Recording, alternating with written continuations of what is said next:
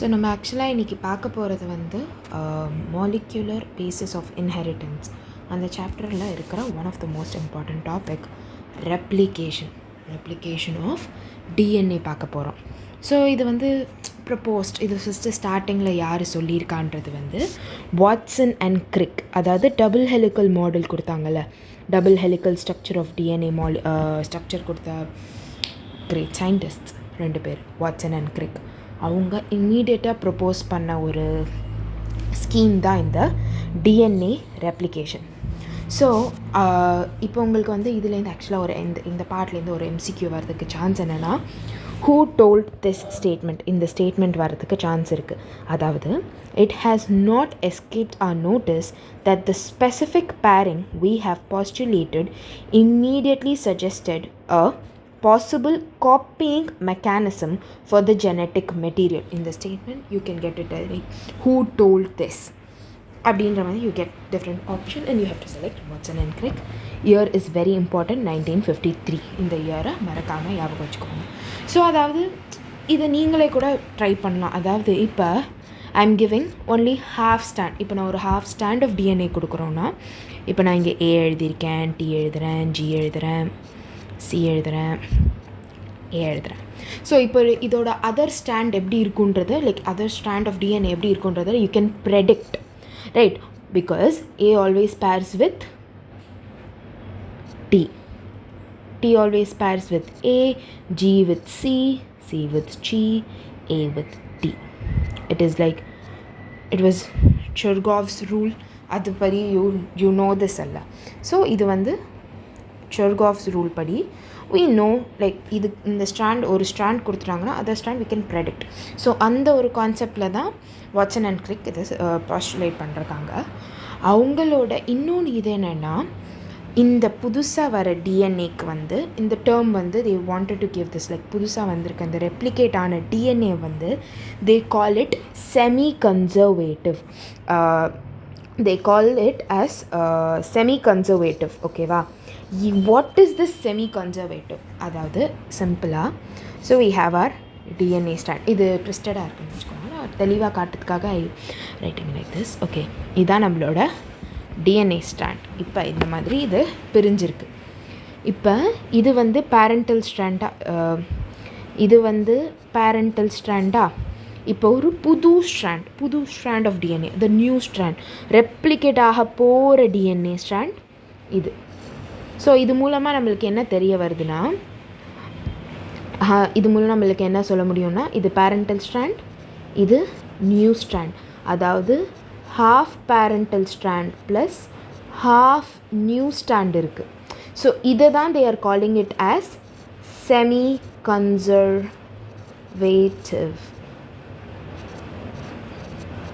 conservative டிஎன்ஏன்றாங்க அவங்க. So அதாவது half of the parental trait is inherited, half of the new strand, new புது trait is done. So இதுதான் அந்த semi-conservative thing. Watson and கிரிக் ஆக்சுவலாக பண்ணியிருக்கிறது வந்து ஒரு தியரி மாதிரி தான். இட்ஸ் நாட் லைக் எக்ஸ்பெரிமெண்டலாக ப்ரூவ் பண்ணால் தான் ஒரு விஷயத்தை ஆக்சுவலாக நம்புவாங்க. எக்ஸ்பெரிமெண்டலாக ப்ரூவ் பண்ணியிருந்தால் மட்டும்தான் ஒரு விஷயத்தை நம்புவாங்க. ஸோ இந்த ரெப்ளிகேஷன், இந்த பாஸ்டுலேட், அதாவது இந்த பர்டிகுலர் சும்மா ஒரு ரேண்டம் ஸ்டேட்மெண்ட்டை வந்து எக்ஸ்பெரிமெண்ட்டாக ப்ரூவ் பண்ணது வந்து Matthew and Franklin. Okay, so அந்த எக்ஸ்பெரிமெண்ட் பண்ண இயர் சேம் இயர் 1958. இவங்க பாஸ்டுலேட் சொன்னதும் அவங்க பாஸ்டுலேட் சொன்னது வந்து 1953. அவங்க எக்ஸ்பெரிமெண்ட்டாக ப்ரூவ் பண்ணது வந்து 1958. Names R important, years are very important. So இவங்க இதை வந்து எப்படி ப்ரூவ் பண்ணியிருக்காங்க, என்ன யூஸ் பண்ணியிருக்காங்க? தே used E. coli. They used E. coli to the particular experiment. So E. coli வந்து ஒரு medium. So let's take, so நம்ம டிஎன்ஏல உங்கள் எல்லாருக்கும் தெரியும் there is nitrogenous base in our DNA. ஓகேவா? அதாவது நைட்ரஜன் இருக்குதுன்னு அர்த்தம். இந்த நைட்ரஜன் வந்து நார்மல் நைட்ரஜன் 14. ஆனால் இவங்க என்ன பண்ணியிருக்காங்கன்னா, இந்த பர்டிகுலர் ஈகோலாயை வந்து ஒரு மீடியமில் இந்த ஈகோலாயை ப்ளேஸ் பண்ணிருக்காங்க. அந்த மீடியம் வந்து அம்மோனியம் குளோரைடு, நத்திங் நியூ இல்லை. ஆனால் இதில் இருக்கிற நைட்ரஜன் வந்து ஹெவி நைட்ரஜன். அதாவது இதில் இருக்கிற நைட்ரஜன் வந்து ஹெவி நைட்ரஜன். ஹெவி நைட்ரஜன்னா it is much denser than the normal nitrogen. இதை வந்து will be representing it as N15. N15 இங்கே எழுதியிருக்கு. Heavy nitrogen, it is an isotope of nitrogen. ஓகேவா? ஸோ இந்த N15ல் இமர்ஸ் பண்ணியிருக்காங்க. இது இருக்குது. ஸோ அதாவது ஒரு ஈக்குவலை ரெண்டாக மாறத்துக்கு we need 20 minutes replication time. ஓகேவா? ஒரு ஈக்குவலை ரெண்டாக டிவைட் ஆகி மாறத்துக்கு வந்து 20 minutes ஆஃப் டைம் வேணும். ஸோ அவங்க இதே சேம் ஹெவி நைட்ரஜன் மீடியம்லேயே they have immersed it. They have put the E. coli in the heavy nitrogen mediumலே for few generations. So few generations கழிச்சு அந்த DNA வந்து will be having heavy nitrogen. The DNA will have heavy nitrogen. So நம்ம heavy nitrogen வந்து the DNA with heavy nitrogen we will represent it in white. ஓகேவா? இது வந்து we'll write it as heavy. அடுத்து we will take another color. So இப்போ வந்து என்னென்னா இது நார்மல் நைட்ரஜன் ஓட இருக்கிற டிஎன்ஏ, நார்மல் நைட்ரஜனோட இருக்கிற டிஎன்ஏ. ஸோ இப்போ இதை ரெண்டுத்தையும் கிராஸ் ப்ரீட் பண்ணும்போது we get it something like this. We'll call it as hybrid. ஓகேவா? இது hybrid, like total hybrid DNA. So ஹெவின்றது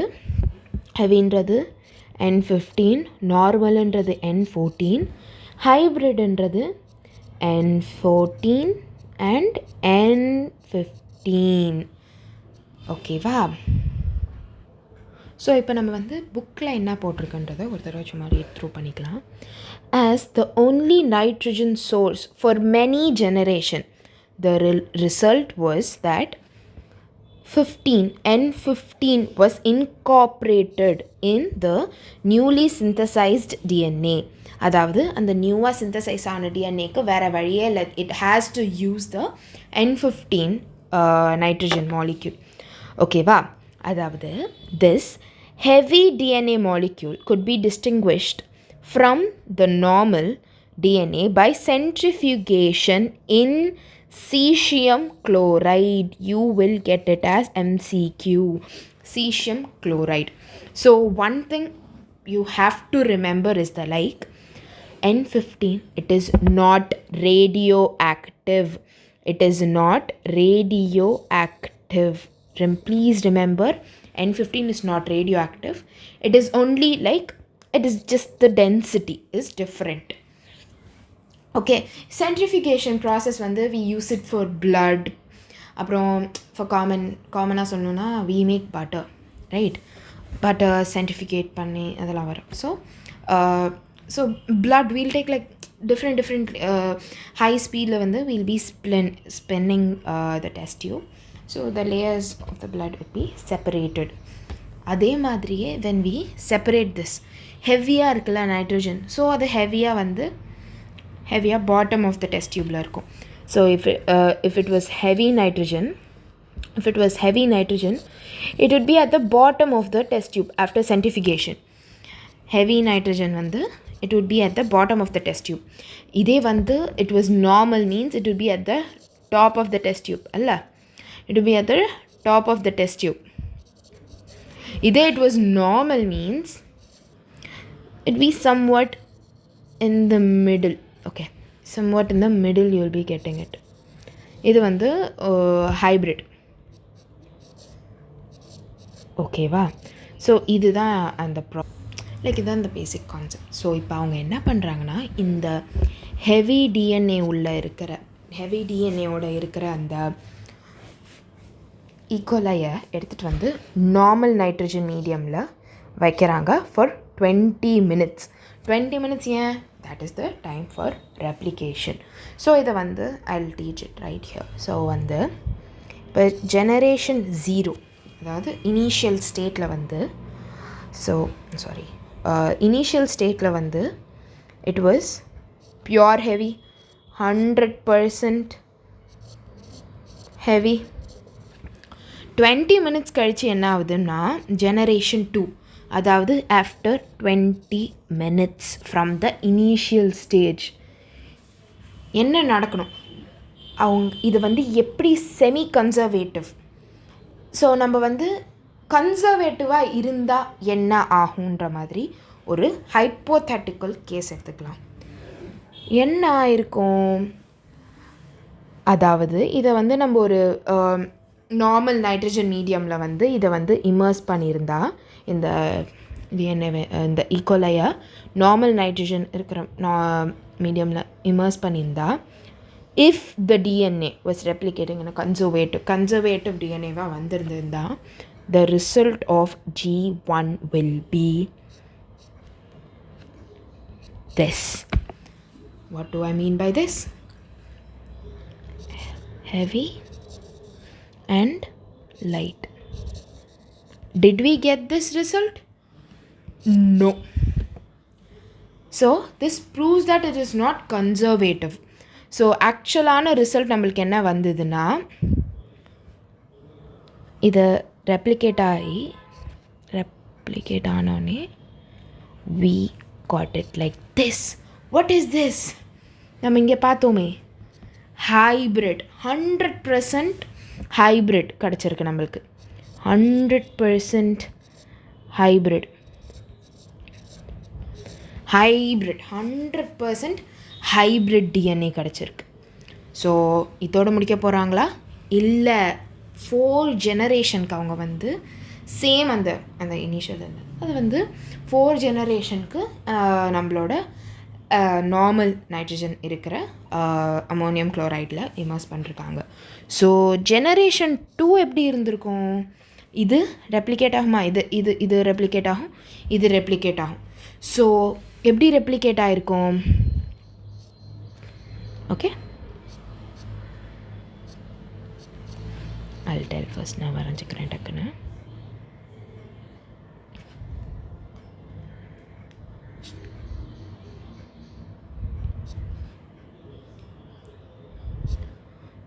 so இங்கே நம்மளுக்கு ஆக்சுவலாக என்ன தெரியுது? இங்கே என்ன தெரியுதுன்னா, இது வந்து ஹைப்ரிட், இது ஹைப்ரிட், இது ரெண்டும் நார்மல். எப்படி நான் காட்டுறேன். இப்போ வந்து நம்மளுக்கு ஒரு நார்மல் ஸ்ட்ராண்ட், ஒரு ஹைப்ரிட் ஸ்ட்ராண்ட் இருக்கா? நார்மல் ஸ்ட்ராண்ட், ஒரு ஹைப்ரிட் ஸ்ட்ராண்ட் இருக்குது.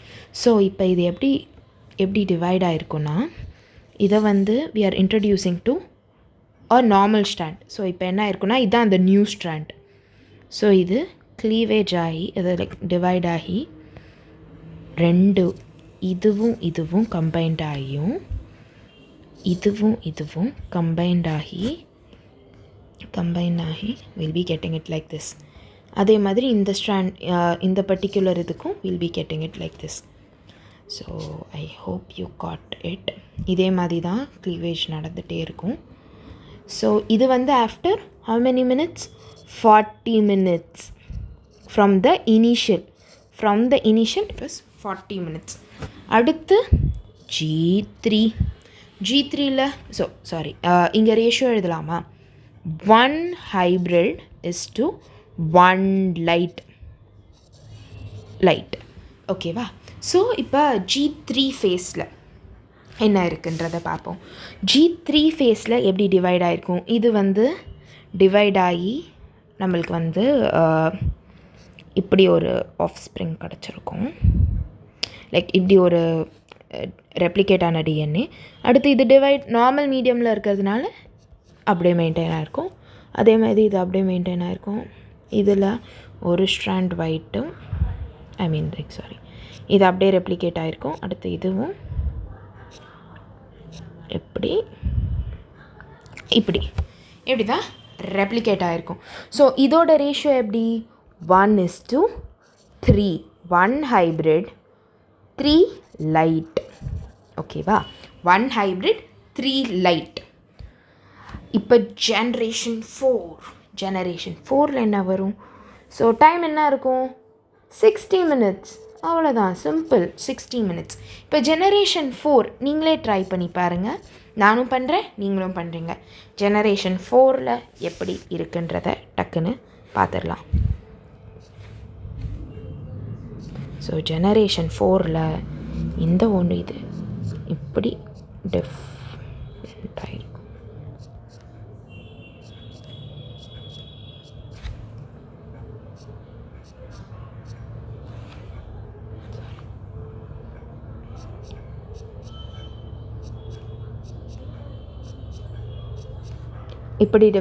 இப்படி ஃபுல்லாக ரெப்ளிகேட் ஆகி நம்மளுக்கு ஃபைனலான இதுக்கானது வந்து 1:7. 1 hybrid 7 light. So they prove that it is conservative.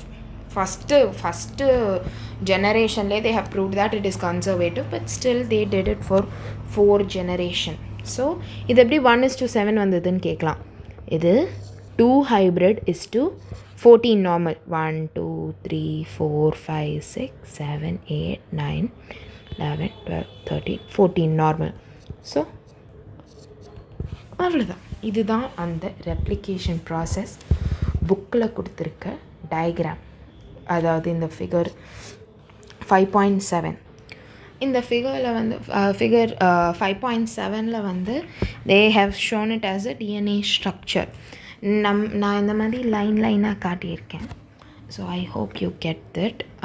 So உங்களுக்கு இதிலே கடைசியாக, அதாவது நியூ புக் படி பேஜ் 90ல் வந்து ஒரு கொஷின் கொடுத்துருப்பாங்க. கொஷின் என்னென்னா, if E coli was allowed to grow for 80 minutes, then what would be the proportion of light and hybrid ஓட டென்சிட்டி என்ன இருக்கும்? we know it, because we have done it.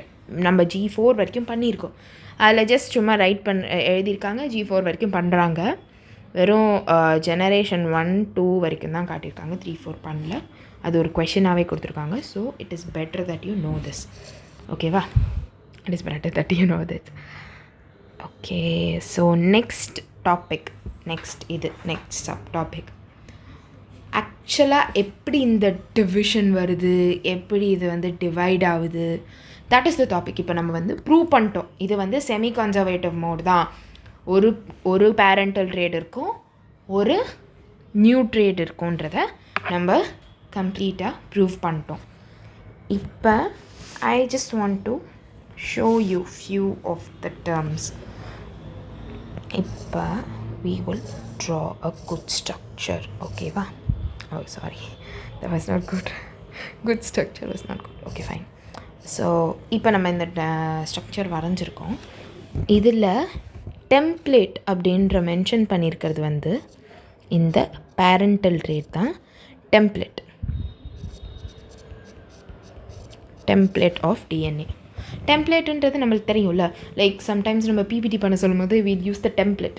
We'll use it as a outline kind of thing, and then we form the new strand of DNA. இதுதான் new strand of DNA. இப்போ இந்த குட்டி opening இப்படி கொஞ்சம் டிஎன்ஏல opening இருக்கும். அந்த opening பேர் வந்து ரெப்ளிகேஷன் ஃபோர்க் அப்படின்ற மாதிரி கொடுத்துருப்பாங்க. அதாவது small opening of DNA helix is replication fork. So இதெல்லாம் the terms that you have to know before going into that. நம்ம எல்லாருக்கும் தெரியும் the central dogma, அதாவது the central dogma DNA gives RNA and protein. Okay, DNA replicates this DNA. So நம்ம இதுதான் பார்க்க போகிறோம். The main person, the main enzyme, we can call it as big guy. that is the one which actually plays the most important role. அதாவது DDDP அப்படின்ற enzyme. What is this DDDP? DDDP full form is DNA dependent DNA polymerase. It is the most important thing in this. So polymerase na few number of monomers we connect. What are the monomers of DNA? We know that the monomer of DNA is nucleotides. So on the nucleotides join பண்ணும். ஓகேவா? So இதுதான் the main enzyme. So வெறும் ஒரே ஒரு enzyme போதுமா? No, we need more enzymes. So அதில் ரொம்ப important, the replication processல ரொம்ப important ஆனது. So அதுக்கு I have this cute slide. So இந்த slideல பார்த்தீங்கன்னா you have different guy, and here we have our DDDP, the most important guy. So he is the one who's gonna do the main part of the replication. So we have side. So helicase, you can see a zip kind of a thing in his body. It does not have, it's just a cartoon representation. Okay, so zip kind of a thing. What does it do? It unzips. This helicase, we can also call it as unwindase. It is one of the enzyme which unwinds the DNA. Okay, and now coming to the DNA dependent DNA polymerase. Whenever you're telling anything, please don't tell, you can remember it as DDDP, but when you're telling it, please tell it as DNA dependent DNA polymerase always. Okay, so இந்த particular இது இருக்குல்ல, இது வந்து like a person who is always lost. எப்படி எங்கேருந்து நான் DNA replication start பண்ணுவேன்ற மாதிரி ஒரு guy is.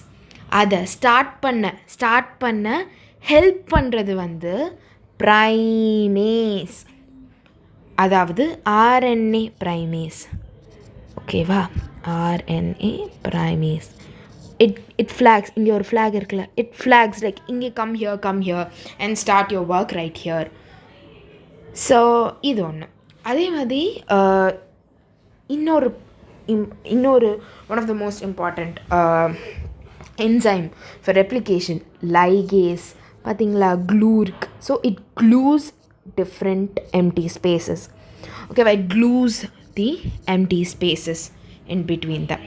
So all these enzymes are highly efficient and they act as catalyst. They speed up the process of DNA replication. So for example, okay, to relate stuffs. You know E. coli, the special guy? E. coli only has 4.6 into 10 to the power 6 base pairs. Okay, to complete the process of replication, it only takes 18 minutes. Okay, wow. The 18 minutes for complete replication. Okay, 18 minutes for complete replication. So இதெல்லாம் okay. அதாவது எவ்வளோ ஃபாஸ்ட்ன்றதை இப்போ தெரியும். Average rate of polymerization is 2000 base pairs per second. 2000 base pair per second. Like in the ஒரு particular second குள்ள 2000 base pair it can replicate. It's very fast and highly accurate. ஏதாவது ஒரு சின்ன மிஸ்டேக் பண்ணாலும் big mutation happens. Very big mutation happens. Like எவ்வளோ பெரிய mutation happens. So இப்போ தெரியுது உங்களுக்கு எவ்வளோ வேகமாக லைக் ஃபாஸ்ட்டாக இந்த பர்டிகுலர் ப்ராசஸ் நடக்குது. ஸோ ஒரு டிஎன்ஏ ரெப்ளிகேட் ஆகணும்னா we need more energy. We need more energy for that. Energy, okay, we get it from ATP. That's what you know. ஆனால் இந்த பர்டிகுலர் ஸ்பீட்குள்ளே பண்ணணும்ல, so we have a special substance which acts as both substrate and the energy. What is this special substance? It is deoxyribonucleoside triphosphate. What does this do? கேட்கலாம். So nucleophosphate. So I'll show a little bit some kind of rough structure. Okay, nucleoside, how can it act as a substrate? I'll tell. Okay, this is nucleoside. 1 2 3 4 and 5 prime. First prime carbon we are having nitrogen base. Second prime carbon வெறும் H. that's why 2-deoxyribonucleic acid sugar இருக்கு. அடுத்து தேர்டில் we have phosphate. இப்போ we know this as nucleotide, the whole structure as nucleotide, but we can also call it as, இப்போ இந்த ஒரு particular structure மட்டும் நம்ம என்ன சொல்லலாம்? நியூக்ளியோசைடு சொல்லலாமா? கரெக்டாக நியூக்ளியோசைடுன்னு சொல்லலாம். ஸோ இப்போ இந்த நியூக்ளியோசைடோட ஒரு ஃபாஸ்ஃபேட் மாலிக்யூல் ஆட் பண்ணிருக்கோம். ஸோ அதை எப்படி சொல்லலாம்? நியூக்ளியோசைட் மோனோஃபாஸ்ஃபேட்னு சொல்லலாம். So to be more specific, we want specific answers. So எப்படி ரொம்ப ஸ்பெசிஃபிக்காக சொன்னோன்னா deoxyribonucleoside மோனோஃபாஸ்ஃபேட். இதுதான் நம்மளோட டிஎன்ஏயோட பேஸ் மோனோமர் அல்ல, இதை தானே இந்த டிஎன்ஏ பேஸ் மோனோமர், அதாவது நியூக்ளியோடைடு. ஸோ இது நம்மளோட சப்ஸ்ட்ரேட். ஆனால் இங்கே ட்ரைஃபாஸ்ஃபேட் இருக்குது. என்ன ஆகும்? ஸோ ஒரு சின்ன எக்ஸ்ட்ரா இன்ஃபர்மேஷன் என்னென்னா, நம்மளோட நியூக்ளியஸ்குள்ளே தேர் இஸ் ஃபாஸ்ஃபோரைலேஸ் அப்படின்ற ஒரு என்சைம் இருக்குது. இது inside the nucleus. It is a like high energy enzyme. Okay, அது ஃபாஸ்ஃபோரைலேஸோட ஏடிபி. வீணோ ஏடிபிஸ் லைக் வேறு லெவல் எனர்ஜி கொடுக்கும். ஸோ அந்த ஏடிபியும் ஃபாஸ்ஃபோரைலேஸும் இதை போய் கம்பைன் ஆகும்போது 2 molecule of phosphate from the ATP இதில் போய் அட்டாச் ஆகிடும். ஸோ ஃபைனலாக அந்த structure would be looking something like this. Okay, one second, give me some time. Okay, நம்ம கெமிஸ்ட்ரியில் படிச்சிருக்கோம், ஒரு பாண்ட் பிரேக் ஆகும்போது எனர்ஜி ரிலீஸ் ஆகுது. ஸோ இந்த 2 பாண்ட் பிரேக் ஆகும்போது high energy is released. So we have our substrate and the energy. We have our substrate and energy. அதனால தான் புக்கில் deoxyribonucleoside triphosphate serves a dual purpose. இப்போ நம்மளுக்கு தெரியும் என்ன dual purpose. So it acts as a substrate, it acts as a energy rich molecule. So நம்ம இது வரைக்கும் பார்த்துருக்கோம், இது என்ன யூஸ் பண்ணுறோன்னு. ஸோ இப்போ மெயின் பார்ட் எப்படி இது ரெப்ளிகேட் ஆகுது. ஸோ ஸ்டெப் 1, இதுதான் நம்மளோட டிஎன்ஏ. ஓகே, சாரி கொஞ்சம் வெகுலியாக இருக்குது. இதான் நம்மளோட டிஎன்ஏ. நம்மளோட first option like first thing we have to break the hydrogen bonds. Okay va, in between la hydrogen bond present ஆயிருக்கா? ஸோ இந்த பிரேக் த ஹைட்ரஜன் பாண்ட், அதாவது we are gonna unzip, we are gonna unwind. So நம்மளோட ஹெலிகேஸை நான் வந்து I'm gonna mention it like this. Helicase என்சைமை வந்து நான் இந்த மாதிரி ஒரு ஸ்டார் மாதிரி மென்ஷன் பண்ணுறேன். ஸோ இந்த ஹெலிகேஸ் வந்து it is also called as unwindase. Okay, so remember. So இது என்ன பண்ண போகுது, இட் இஸ் கோனா இப்படி இருக்க பாண்ட், ஓகே, இப்படி இருக்க பாண்ட் இப்படி இது போய் அன்வைண்ட் பண்ண போகுது. It is going to unwind these, ஐயோ, it is going to unwind these bonds, இப்படி போய் அப்படியே பிரேக் பண்ண போகுது. ஸோ இதுதான் ஸ்டெப் 1. ஸோ நான் அதை வந்து இப்போ பிரேக் பண்ணிட்ட உடனே how does the DNA will be looking, இப்படி இருக்கா நம்மளோட அன்வைண்ட் டேஸ், இப்படி இருக்கா. ஸோ யா, இதான் நம்மளோட அன்வைண்ட் டேஸ் பிரேக் ஆகிருக்கிறது. ஸோ இப்போ அன்வைண்ட் ஆனது அப்படியே இருக்குமா, இருக்காது. It tends to come back to its original position. So என்ன பண்ணணும், யாராவது இங்கே இப்படி பிடிச்சிட்ருக்கணும். ஸோ அந்த பிடிச்சிட்டு இருக்கிறது வந்து ஒரு சர்டன் ப்ரோட்டீன்ஸ். அந்த ப்ரோட்டீன் வந்து SSBP, full form single strand, I'll write it once again, sorry. Okay, I'll write it fully. Single strand binding protein, ஓகேவா, அப்படின்ற ஒரு ப்ரோட்டீன் இருக்கும். இப்போ ஒரு பர்டிகுலர் திங்கை வந்து நம்ம அன்வைண்ட் பண்ணிட்டு அப்படியே இழுத்து அன்வைண்ட் பண்ண போகிறோம். ஸோ அப்போ என்ன ஆகும்னா, இங்கே ஒரு டென்ஷன் க்ரியேட் ஆகும். ஸோ அந்த டென்ஷன் வந்து ரிலாக்ஸ் பண்ண,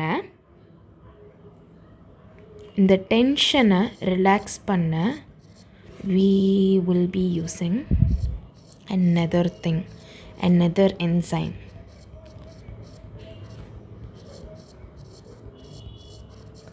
ஓகேவா. So this enzyme actually relaxes the top. So இது வரைக்கும் இந்த மாதிரி அன்வைண்ட் ஆகிடுச்சு, இதெல்லாம் க்ரியேட் பண்ணியாச்சு, இங்கே ஆல்ரெடி கொஞ்சம் பாண்ட்ஸ் இருக்குது. ஸோ இந்த மாதிரி இருக்குது. இப்போ நம்மளோட மெயின் காய், ஹூ இஸ் த மெயின் காய், த DDDP, DNA dependent DNA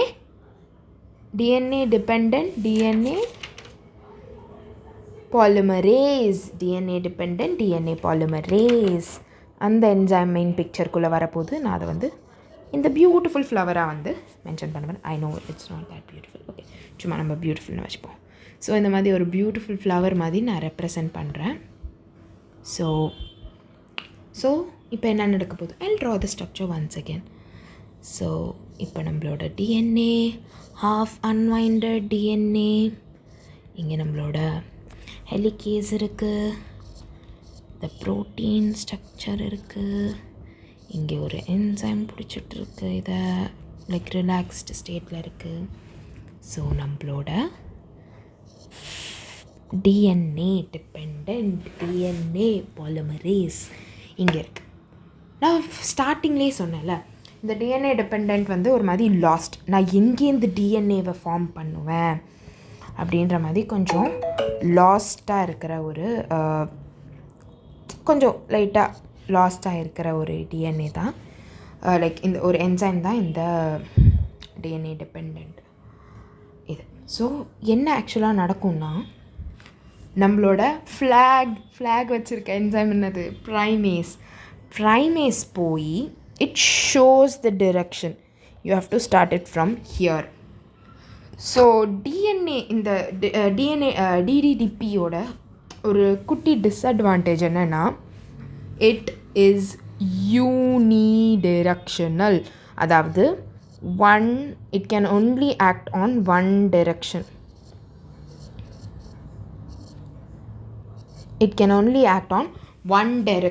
ஒரே ஒரு டைரெக்ஷனில் தான் ஆக்ட் பண்ண முடியும். அதுவும் அந்த டைரெக்ஷன் வந்து 5 to 3 அந்த டைரெக்ஷனில் தான் ஆக்ட் பண்ண முடியும். 5 to 3 தான் ஆக்ட் பண்ண முடியும். ஸோ 5 to 3 தான் ஆக்ட் பண்ண முடியும். ஸோ எப்படி ஆகும்? ஸோ அதனால தான் ப்ரைமேஸ் இந்த எண்டு, அதாவது 5 3 இந்த ஸ்ட்ராண்டோட தேர்ட் எண்டில் கனெக்ட் ஆகிருக்கும். அண்ட் 3 5வோட தேர்ட் எண்டில் கனெக்ட் ஆகிருக்கும். அதாவது இது டாப் போர்ஷனில் கனெக்ட் ஆகிருக்கு, இது பாட்டம் போர்ஷனில் கனெக்ட் ஆகிருக்கு. ஏன்னா DDDP can only act from 5 to 3. So இங்கே 5 3 இருக்குது, இங்கே 5 இருக்குது, இங்கே 5 இருக்குது, இங்கே 3 இருக்குது. How we know that DNA molecule, the DNA shows anti-parallel nature. So இங்கே 5 3 இருந்தால் the forming DNA will be 5 this side and 3 this side. Correct? So இங்கே நம்மளுக்கு ஒரு குட்டி ஸ்டார்ட் கொடுத்துட்டு, ஸோ இந்த டிடிடிபி போய் அங்கே போய் ஆக்ட் ஆகி it will be forming on the top. அதே மாதிரி இங்கே ஒரு ஆக்ட் கொடுத்துருச்சு, it will be forming from the top to the bottom, forming 5 prime and 3 prime. So அதோட வேலை முடிஞ்சிச்சா? You can ask what is the use of ligase coming. Wait. So நம்மளோட helicase enzyme, it's gonna not stop here, it's gonna go up, it is gonna unwind more. So இப்போ ரொம்ப அதிகமாக unwind ஆனக்கப்புறம் அதே same DNA தான் unwind ஆகிட்டக்கப்புறம் எப்படி இருக்குன்றதை நான் இங்கே காட்டுறேன். ஓகே, இங்கே இருக்குது நம்மளோட ஃப்ளவர், நம்மளோட DDDP. It is gonna act like this. இது அப்படியே போக முடியும். ஏன் அப்படியே போக முடியும்? ஏன்னா இது unidirectional. It can only act as 5 to 3. So இங்கே பிரச்சனையே இல்லையே. இது எவ்வளோ அன்வைண்ட் ஆனாலும் it can go till the end. Like it can go அப்படியே போயிட்டே இருக்கலாம். அதால் போக முடியும். இந்த particular template 1, we'll call this as template 1. Template 1ல it can go like continuously it can make the replication process. So what happens to the other template stand? Is the template 2 3 and 5. What happens here? Oh my god, இங்கே அப்படியே stop ஆகிடுது. So once again நம்மளோட primase இங்கே போய் attach ஆகி ஒரு DDDP அங்கே திருப்பியும் போய் it will form 5 prime 3 prime 5 3. So there is a gap. Once again திருப்பியும் இன்னும் கொஞ்சம் அன்வைண்ட் ஆகுதா, திருப்பியும் நம்மளோட ப்ரைமேஸ் போய் தேர்ட் எண்டில் போய் கனெக்ட் ஆகிட்டு டிடிடிபி திருப்பியும் கீழே கனெக்ட் ஆகிட்டு அப்படியே ஃபார்ம் ஆகிட்டு வரும். So there is a lag in this template 2. There is a lag in this template 2. So in the template 2, we can call it as lagging strand.